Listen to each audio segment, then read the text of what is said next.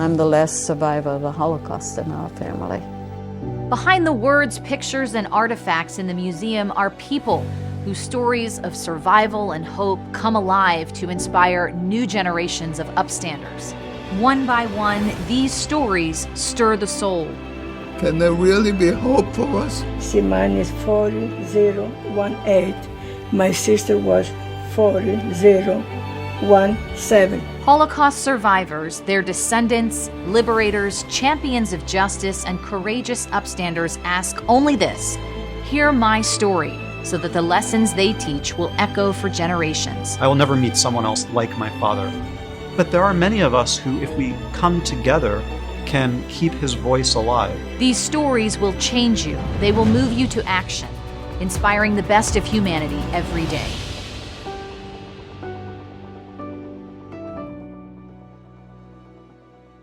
I'm Corey Silbernagel. In this episode of Hear My Story, you'll meet a woman who has spent years behind the camera, writing, producing, and directing videos for the organizations that came before the Nancy and David Wolf Holocaust and Humanities Center.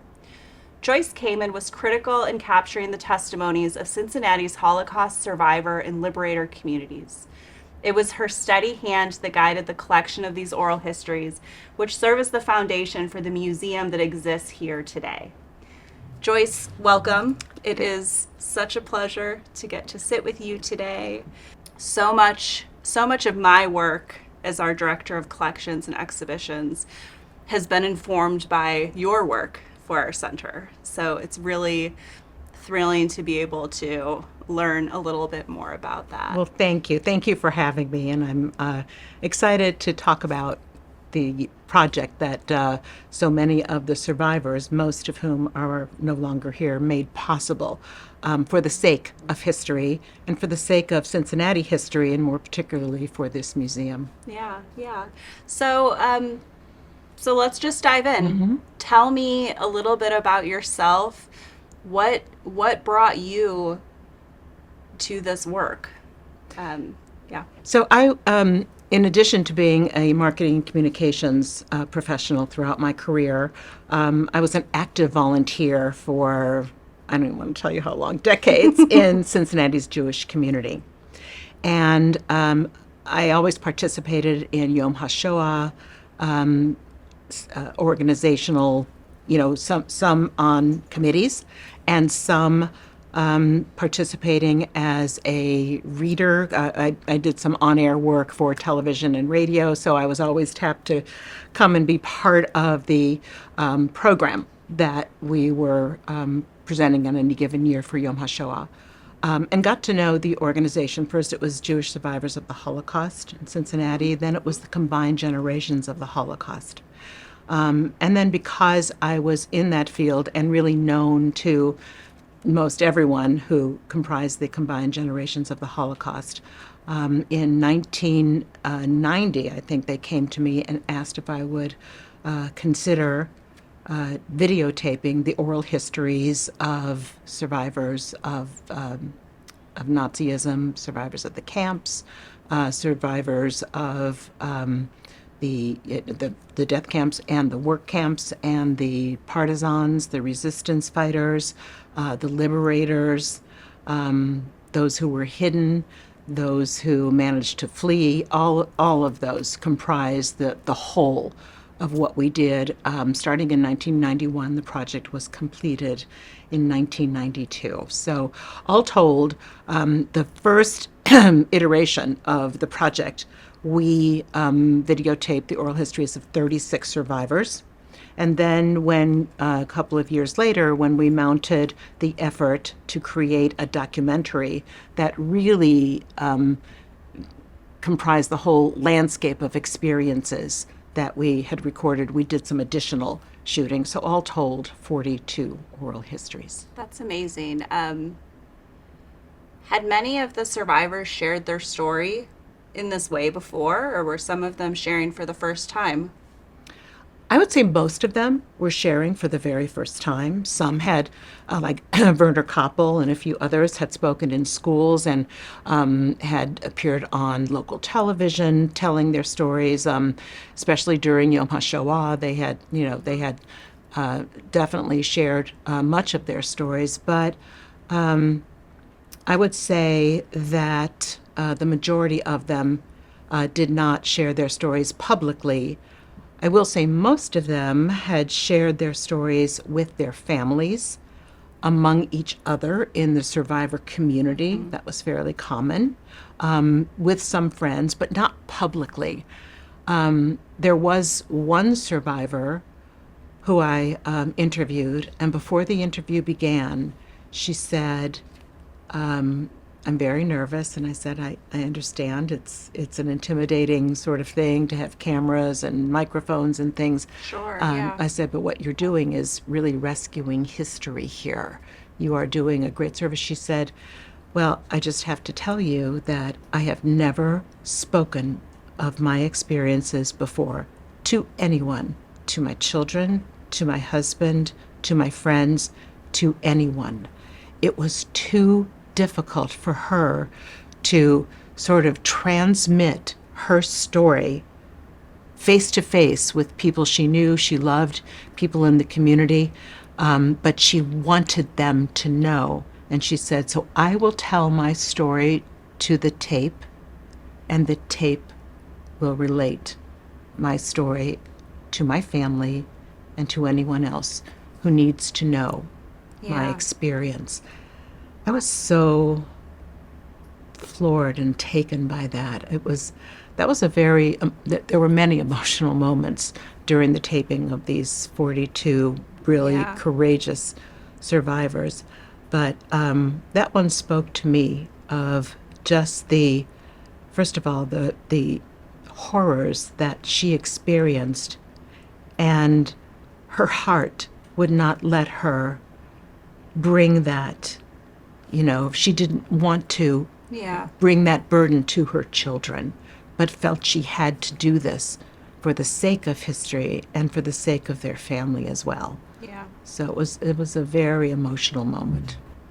I also do some interviewing with Holocaust survivors, and one thing we learn about when we go to the books and study oral history and how to collect oral history, you learn all the ethics around it, all of the policies and procedures. But when you sit down with a Holocaust survivor, whether they've shared their story many times or they're sharing for the first time, it's something I can't be prepared for, that I wasn't prepared for. So I can only imagine how you may have felt when you embarked on this huge project, and embarked on it at a time where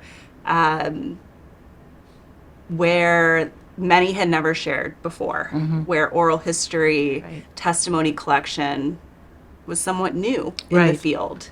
This was in advance of the Shoah project, Steven Spielberg's project. These tapes, as I understand it, are listed at the U.S. Memorial Holocaust Museum under Project Eternity, which is the name of the project that we gave it for the Cincinnati project, but they're part of the whole collection of testimonials. I'm so glad they live there, and they are, it's just priceless, the gift that these survivors gave us in history. I think survivor testimony offers us an opportunity not only to learn about the history, but to understand human nature and aspects of rebuilding too. I think definitely. One thing that I try to relate to students as they come through the museum is these survivors are not only defined by their survival during the Holocaust. Their lives are much richer and fuller. And when, you sit and you watch this testimony that was recorded these years ago, you're reminded that the fullness and richness of life is so much more. So thank you so much for that work that took place then. I'm very curious to know how How did the tapes come to the United States Memorial Holocaust Museum? It's certainly, the biggest repository in our country for artifacts, archival materials, and testimony too, among other things. How did this really special testimony project from our community make it to this global, national scale?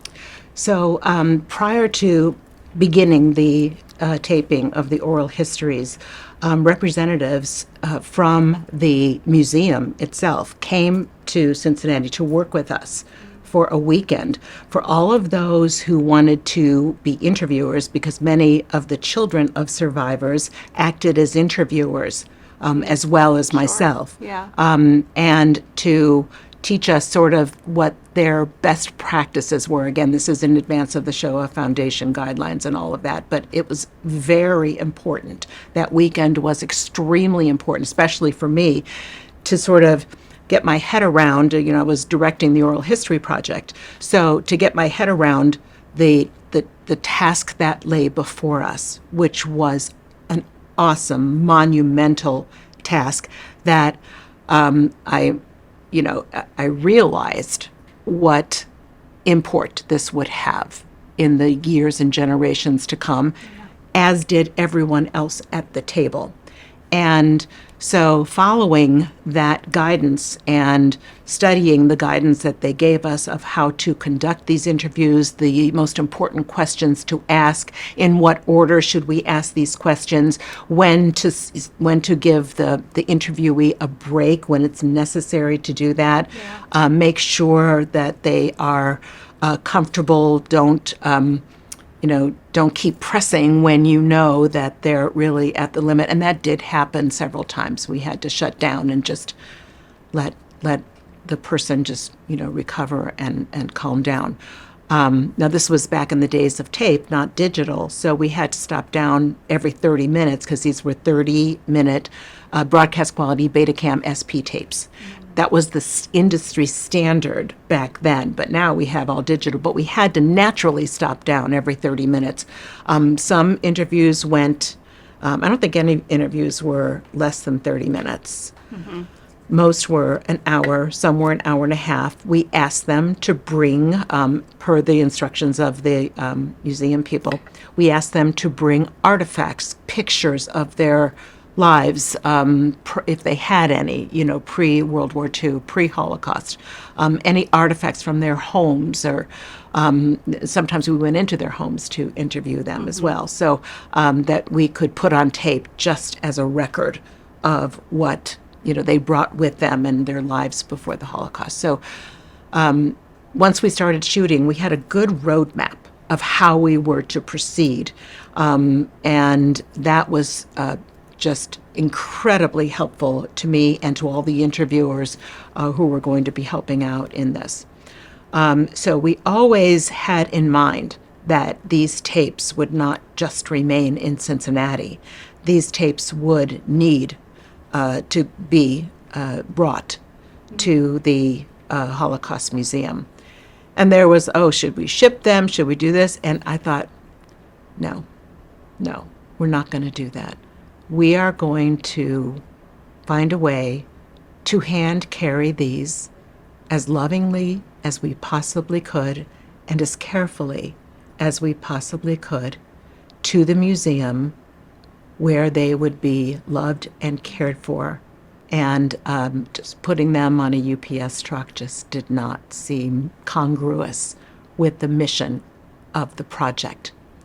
So coincidentally, right after the project finished, in August of 1993, the museum had recently opened, and Addith Israel congregation, of which I am a member, was going to take a congregational day trip to DC to tour the museum and come back that night. So I asked the rabbi, who happened to be my brother-in-law, Rabbi Irvin Wise, if he would be willing to sort of help us, bring these tapes to the museum in a quasi-formal presentation up in the archives. And that's what we did.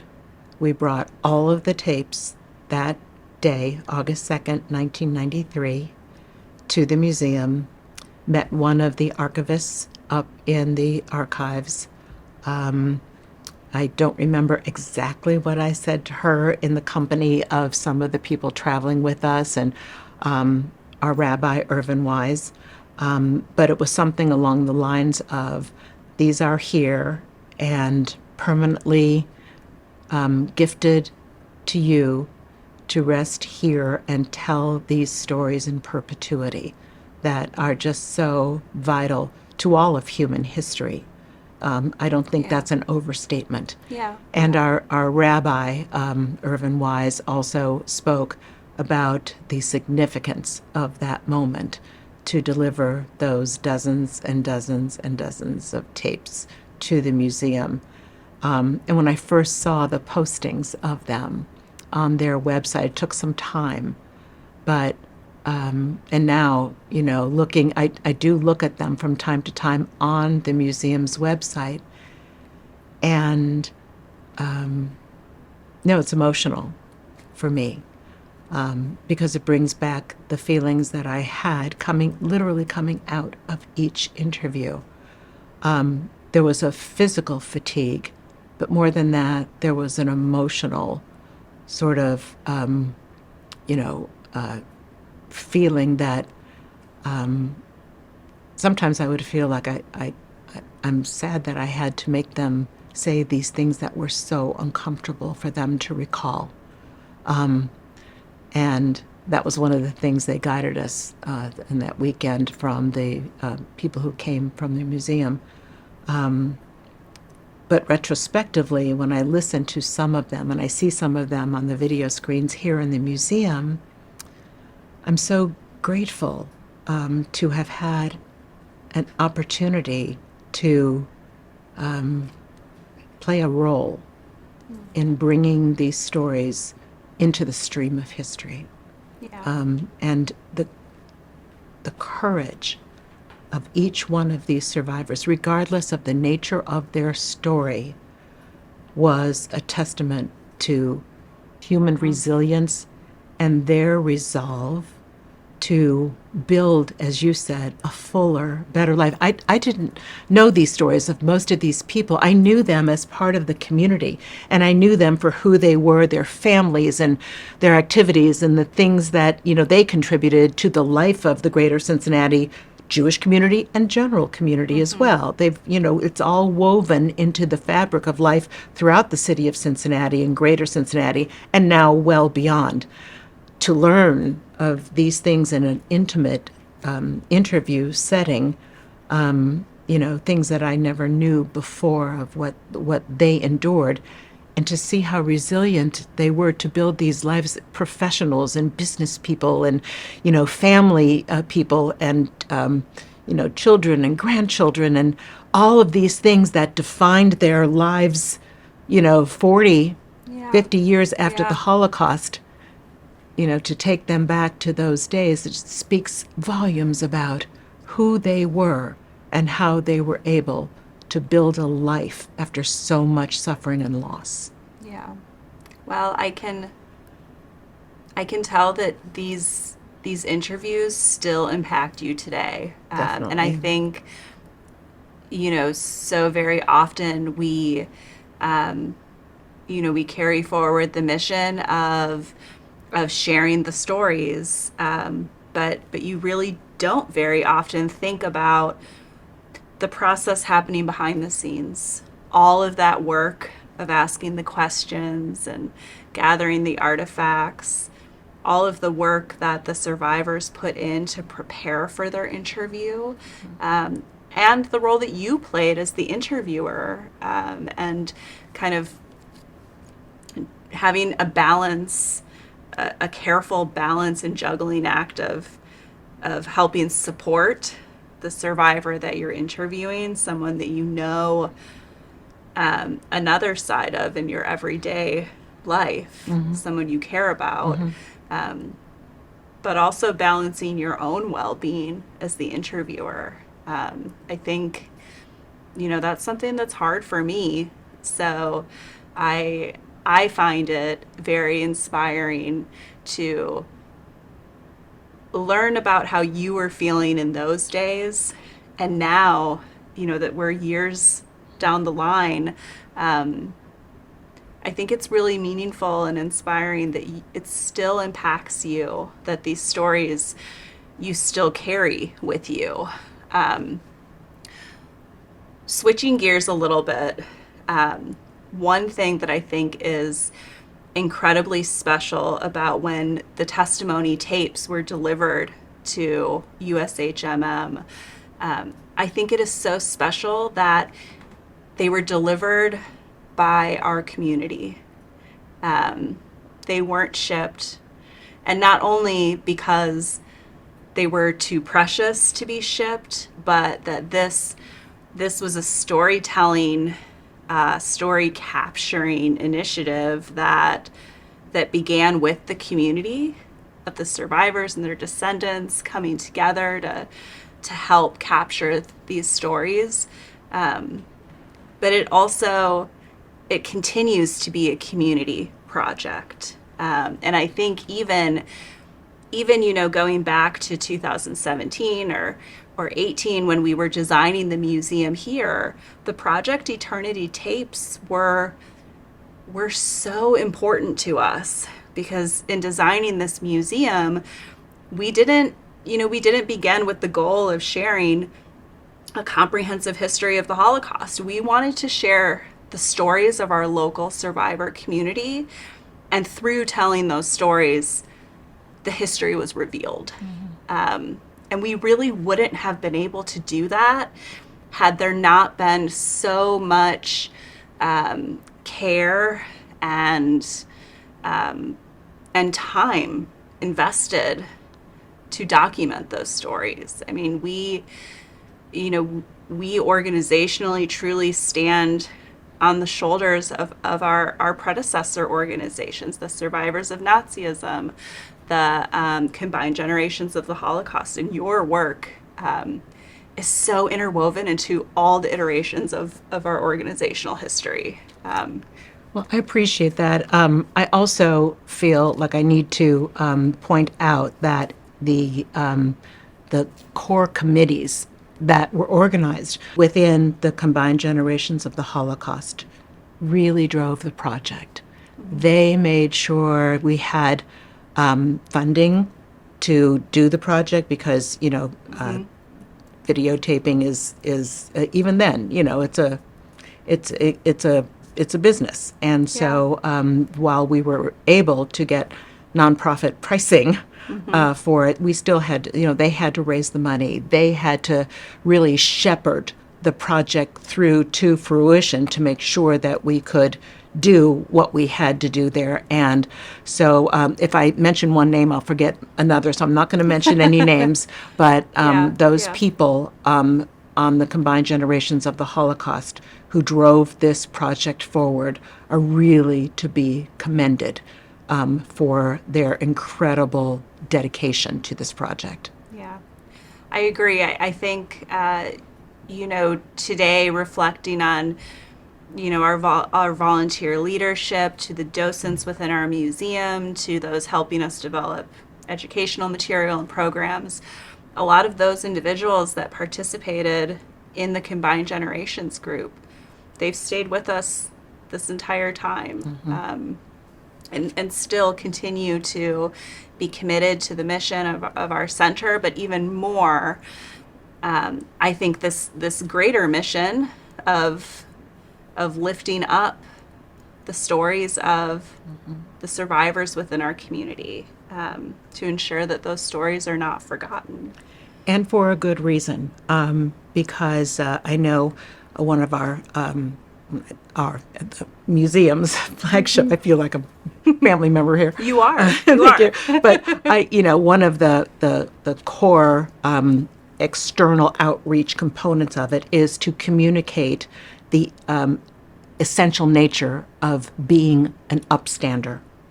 And to the extent that these stories inspire new generations after generation to become upstanders, and to protect the sanctity of the dignity of human life wherever, across the globe is more important now than ever, I would say. Absolutely. And I know that your work continues today. You're an endlessly creative person, and I've heard that you have now launched into storytelling through children's books. Yes. Can you tell me a little bit about that? Yes. So my granddaughter, Lilly, second daughter of my son, Ari, who, and his wife, Jessica, of course, is studying in a Jewish day school in New Jersey. She did a project with her class featuring the stories of 2 Holocaust survivors from their community in Greater New Jersey and Greater Livingston, New Jersey, around there. And she's an artist and has been since when she was 4 years old. She was doing something. I said, you know what? You do that much better than Bubby, which is what she calls me. And she's been gifted since she was born. So she did all the illustrations for that book with her class, and she was so inspired by it. She called me a few months after that project, and she said, I'd like to do another project, but I want to do it with you, Bubby. She knew I was a writer, and she also knew the story of her Papa Fred, my husband, who found his biological family in 2013. He'd been adopted at birth and learned that an Arab Muslim physician from Egypt who was living in Berlin during World War II had saved his biological mother from deportation to Auschwitz. And she knew the entire story, and she said, I'd like for us to do Papa Fred's story. Wow. So she said, would you do that with me, Bubby? I said, I don't think I could ever be honored more than to help tell this story of this beautiful man, this courageous, so unselfish, so determined to do the right thing, so determined to be an upstander that he risked his life for 2 years to save Fred's biological mother by devising a very complicated plan of sort of hiding her in plain sight. He converted her with fake documents from the Islamic Institute of Berlin, fake identity papers, a fake wedding to a Muslim man, changed her name, bought for her the traditional female garb for an Arab Muslim woman. And because he was Egyptian, he had been arrested 3 times, and a condition of his release from prison would be for him to go into the SS headquarters in Berlin and attend to the medical needs of the SS officers. And he didn't want Anna, Fred's biological mother, who he was helping, to have to go into hiding for very long. And she was a young girl, and to put her in a dark garden shed, which is where he was hiding her. So he actually trained her to be his medical assistant and took her with him into the SS headquarters, right into the mouth of the lion. So it turned into the story of Anna and Dr. Helmy, with Lilly creating the pictures. And she illustrated the entire book. Wow. And I wrote the story. And we are just finishing our second book together with a local Holocaust survivor here in Cincinnati, telling her incredible story. She's really dedicated to this, and she said, it's very special. And I asked her, I said, Lilly, what did you learn from this project? And she said, I learned that my generation, she's 17 years old, is going to need to be the keeper of these stories. Yeah. So I thought, it's come full circle. She will pick up where maybe her bubby left off Yeah, that's beautiful. and tells these stories. That's beautiful. And I hope that she, it sounds like she will, that she'll continue carrying the spirit of collaboration and community and connection with people. I love that this book is created as much from her as it is from you. Absolutely. It's really special. Absolutely. When you have time and you look at the illustrations, you can see how evocative her drawings are. I didn't give her any direction. We decided on which elements of the story would be assigned a picture, and she, conceived of and drew the drawings herself.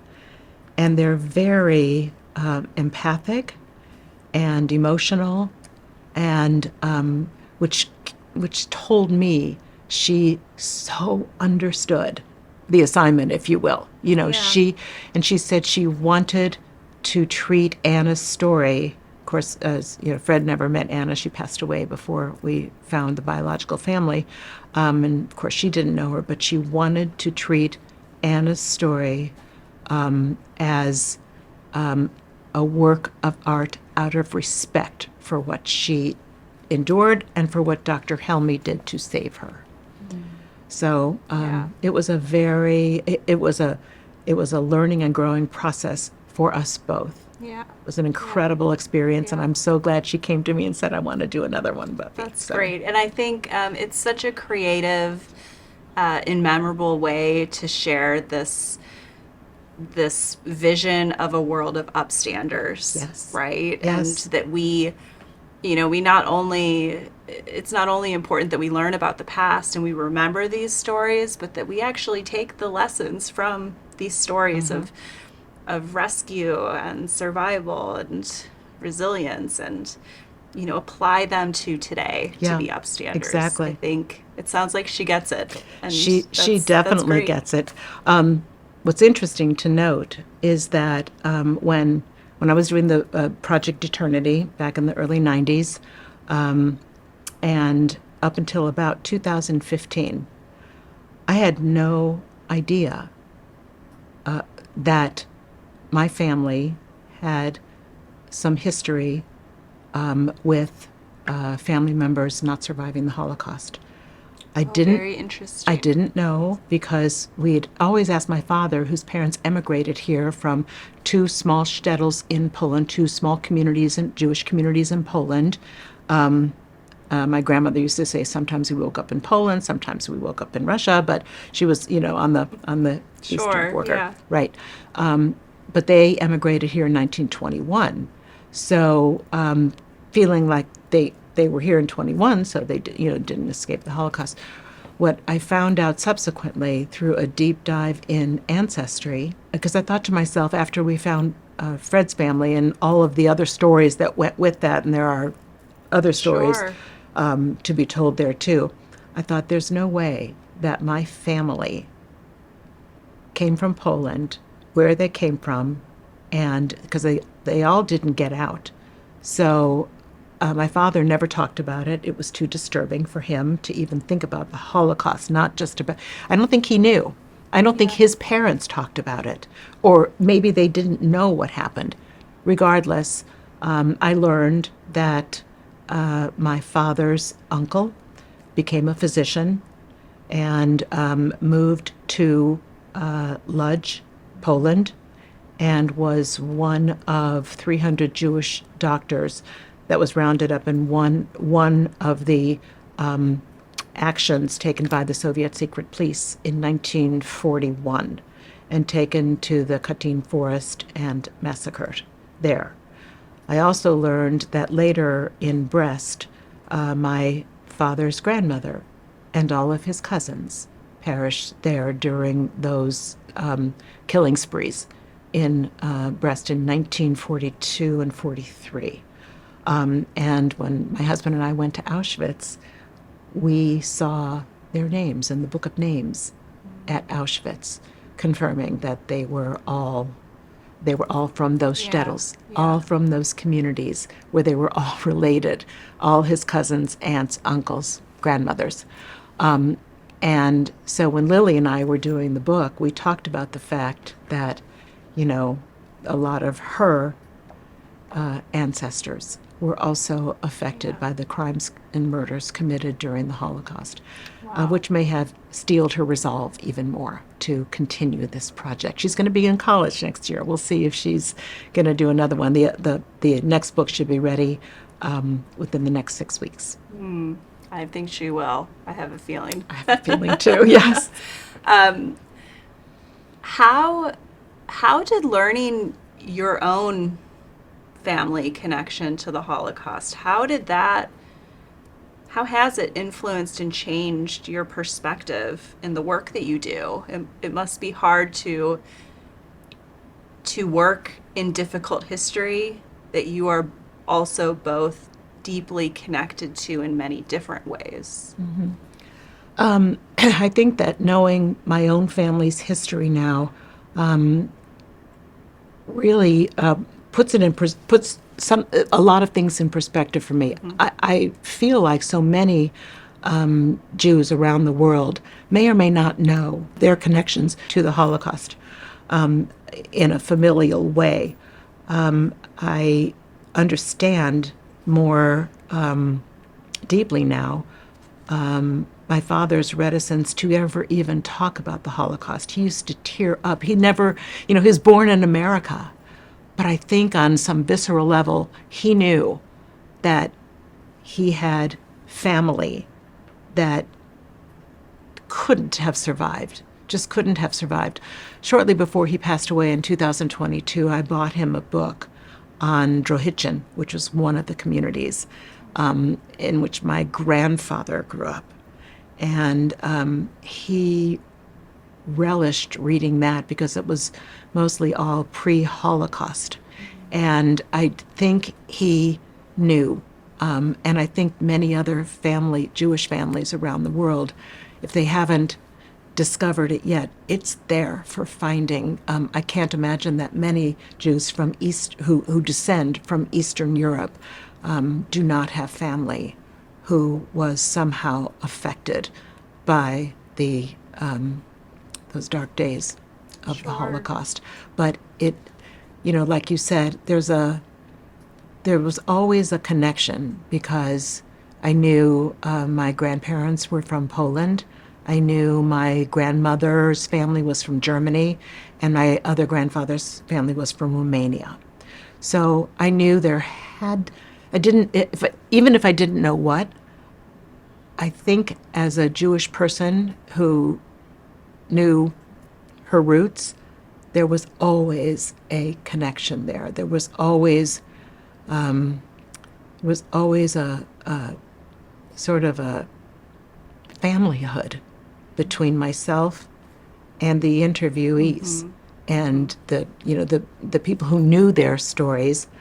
I felt that there was always that sort of, I don't know, an unknowing connection, but a connection nevertheless. Yeah.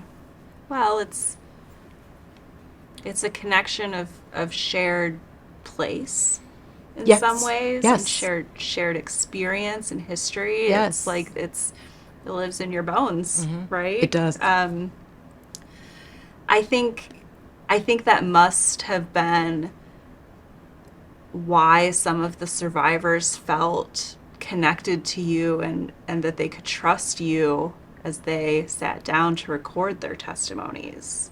Do you think that's the case? Why did they decide to share their stories with you or with the others that were part of this project? Yeah, I think I had been, fairly visible within the community for years. And they knew that, I had worked on behalf of the community in various organizations for a very long time. And I think when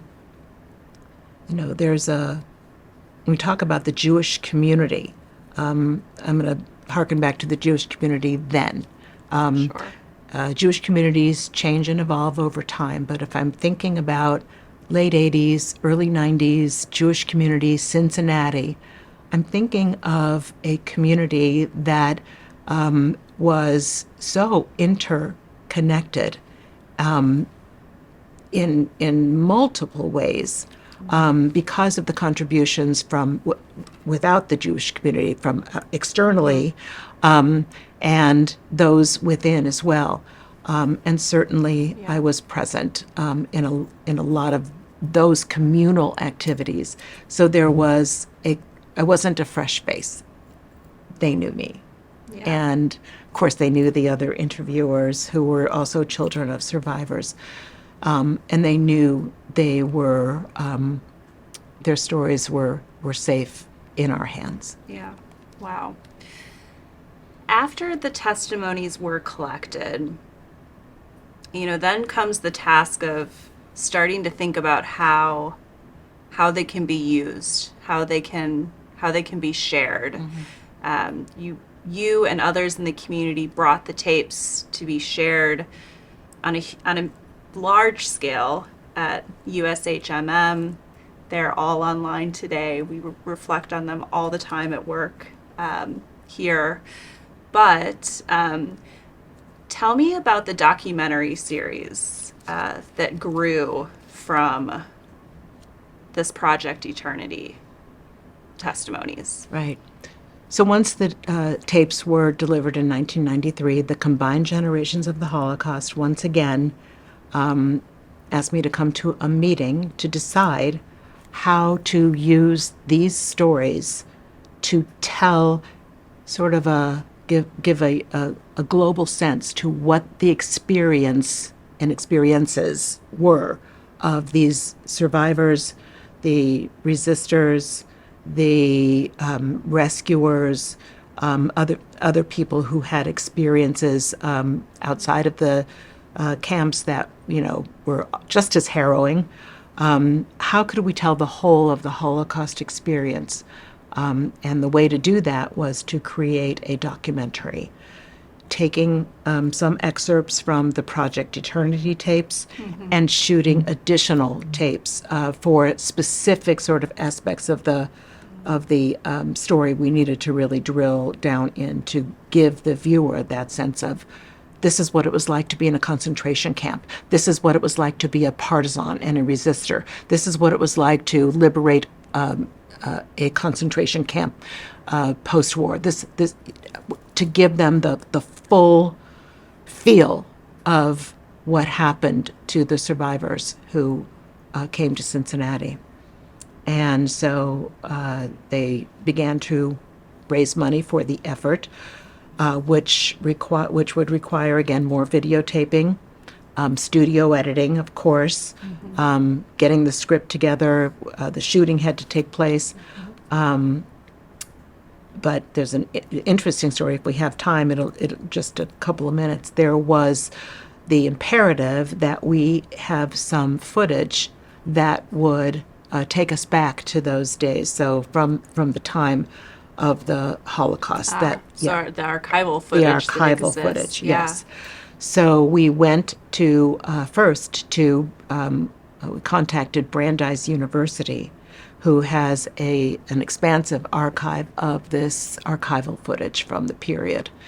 And unfortunately, they were unable to provide us with the footage because it was going to be too expensive for us. It was something like $1,500 a finished minute, which we didn't have the budget for that.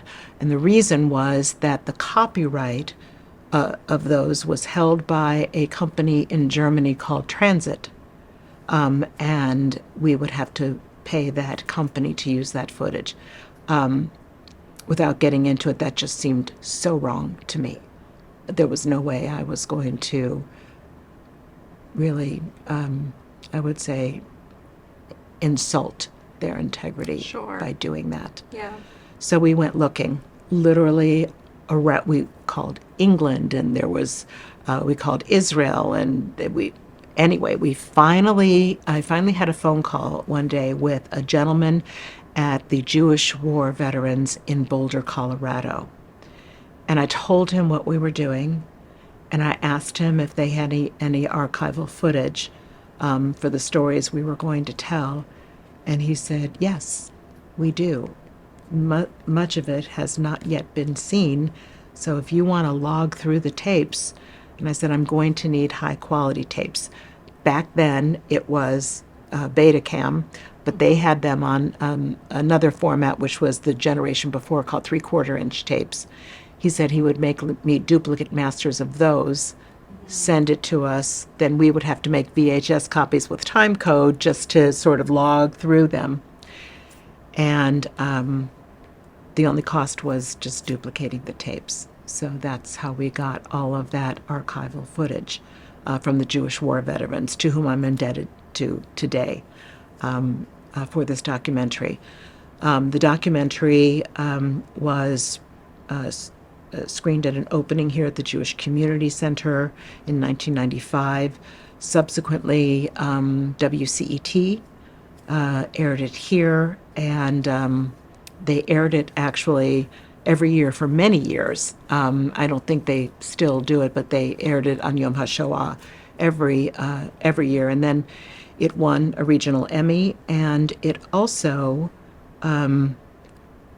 was WCET sent it up to PBS's syndication service, and it was syndicated to 111 markets around the country.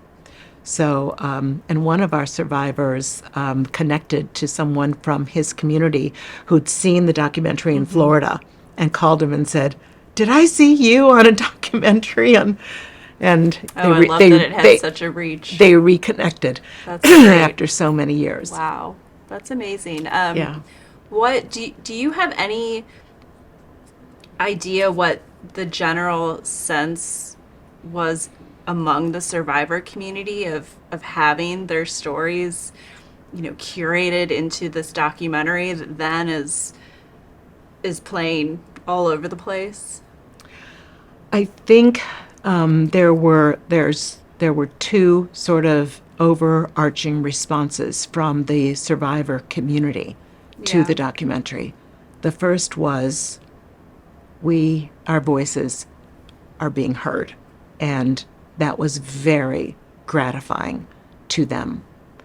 The other part of it was that, the documentary, because of all the archival footage that was in it, brought them back to a really tough place for them to be.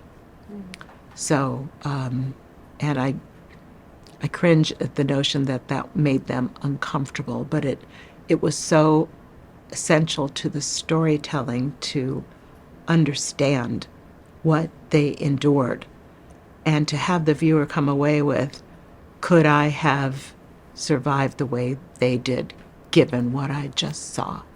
I don't understand how one human being can do this to another, and we've got to do better. So there was little duality of reactions from the survivor community. Interesting. It's always fascinating for me to have spent a lot of time learning about our survivor community, but also having not begun my work here until 2015. So many of the survivors I didn't have a chance to meet. So it's fascinating to take everything I know and then to hear some perspectives on what were they actually thinking at that point in time. I remember at the screening, the premiere of the documentary at the old Jewish Community Center on Summit Road. I remember the first time the image of Hitler appeared, there were audible boos in the audience, throughout the audience. I was living with this documentary so long that I knew it was coming, and I had seen it, 100 times before in the editing process, and I had to stop myself and think and said, "This is, you're not in the editing room anymore. Look at it for the first time when they booed Hitler's image on the screen. Look at it with them, and then tell me how you know that you understand how they feel, because I wasn't expecting that. I certainly should have, because it was the right response, but it shocked me into looking at it with them as if it was the first time. Yeah. So today, you still continue to work in Holocaust education. You still are deeply involved within our organization here. What has inspired you to continue doing the work? Why are you still on this journey with us after so long? Well, first of all, this is one of Greater Cincinnati's premier organizations, premier museums. The job that you all have done to create this space. I'm a writer and I have no words. So, it's really just, I'm awestruck over and over again. I think there are many reasons why I feel like this is a place where the work of repairing a broken world can start for so many. And I feel like the emphasis that the museum puts on its upstander program and upstander education, teaching people to stand up and rise for justice for others. Don't be a bystander and just watch while other people suffer or are delivered injustice after injustice. This is where the work begins. And now I'm retired, but I still feel like when we're here on earth, if we have some time to give, if we have some passion to give still, where, I thought about it consciously. What do you want to do in retirement? Retirement for me wasn't, sitting back and, staying in my pajamas all day, which actually from time to time sounds good, but I don't do that. Sometimes that's great. Sometimes that's great. But I want to feel as if, because this museum exists and provides a place and a platform for which to begin to repair the world in its many, many broken places. And if I have some time to give to that, it's a no-brainer. I have to be here. I want to be here. And I feel like sometimes when I tell my husband's story of how his biological mother, and I talk to high school student groups mainly here when I'm a docent here, and I tell them that the bravery, the sheer bravery of this Arab, Muslim, Egyptian doctor to save his biological mother, I don't tell them that the beginning, I just tell them the story. And I said, would you believe that someone who saved another person during World War II in Nazi-occupied Berlin can still be saving lives today? And they look at me like, well, no, they're dead. And I said, you're wrong. I said, because Dr. Helmy saved my husband's mother, biological mother, she had a chance at life, came to New York, had 3 children. Fred was her firstborn. Fred became a doctor and is saving, he has in his career, maybe it's an underestimation, but he has saved thousands of lives. And without Dr. Helmy saving Anna, Fred wouldn't be here to save any life. That's how Dr. Helmy is still saving lives today. And they're struck silent. And I said, so all you have to do is decide to be an upstander in this moment. And that means you can either help someone who's having trouble crossing a street, you can stop bullying on a playground, You can give some of your allowance money to the Free Store Food Bank. Whatever it is that you can do to stand up for others, all you have to do is decide to do it right now, and you are an upstander. And I think they go out with their shoulders held a little higher, and their heads a little higher. Yeah. Knowing that. And the work is here. That's why I'm here. Oh, yeah. Well, thank you. It is such an honor. Again, I started with this, and I'll end with saying something, along the same lines, that so much of my work in acting as this keeper of the stories, so much of it is influenced by the work that you and the others working with you did. I don't think that we would be here today as this beautiful museum in historic Union Terminal, where many of the survivors first arrived to.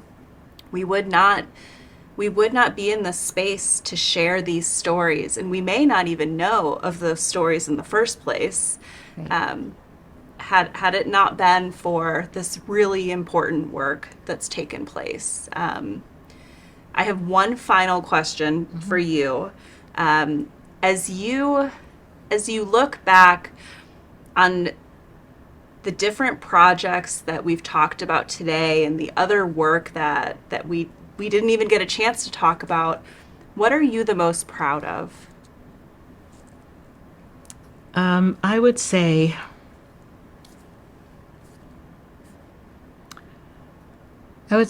I'm most proud of being entrusted with this project by the combined generations of the Holocaust and the survivors themselves. I am most proud that they put in my hands the most important, precious parts of their history and their stories and their lives that was so difficult for them to carry. I hope in some way, and I believe it's true for not all but many, the telling of their stories to the interviewers or to myself or being part of this project lifted their burden a bit, knowing they never wanted to tell the story again. They didn't have to. The story would tell itself. But to be entrusted with something of this magnitude and importance, not just for Cincinnati, but as you said, it's seen around the world. And the fact that the organization that mounted this project, this is what became of this organization, this very museum, which is really peerless in nature. I'm proud of that too. Yeah. Well, thank you so much for sitting with us today. Thank you for having me, Corey. It's a pleasure. To make sure you don't miss an episode, subscribe to our channel on YouTube. Let us know your thoughts on this episode. Our email is in the show notes. You can also connect with us on Instagram and TikTok at Holocaust and Humanity, and X and Facebook at CincyHHC. Hear My Story is a production of the Nancy and David Wolf Holocaust and Humanity Center. The center's mission is to ensure that the lessons of the Holocaust inspire action today. This series is part of the Cynthia and Harold Gutman Family Center for Storytelling and is generously supported by Margaret and Michael Valentine. Visit us in person at Historic Union Terminal in Cincinnati, Ohio, or online at holocaustandhumanity.org. Managing producer is Ann Thompson. Consulting producer is Joyce Kamen. Technical producer is Robert Mills. Technical director is Josh Emerson. Select music is by Kik Lee. This is recorded at the Nancy and David Wolf Holocaust and Humanity Center in Cincinnati, Ohio.